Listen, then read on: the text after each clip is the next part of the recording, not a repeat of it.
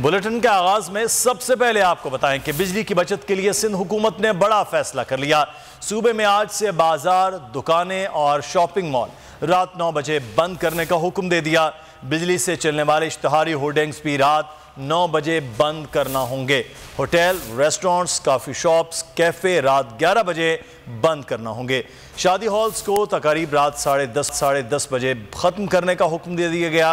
पाबंदियां 16 जुलाई तक नाफिजुल अमल रहेंगी। मेडिकल स्टोर्स, अस्पतालों, पेट्रोल पंप्स, CNG स्टेशन, बेकरियों और दूध की दुकानों पर फैसले का इत्तलाक नहीं होगा।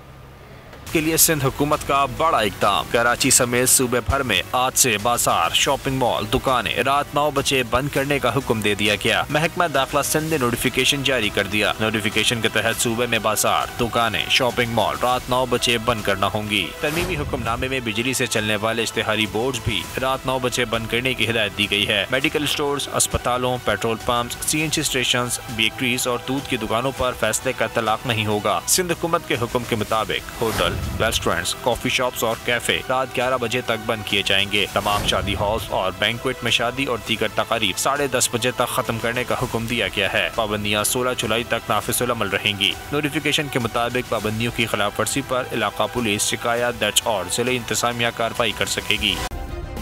सब्सक्राइब करें और बेल दबाएं ताकि कोई खबर रह न जाए।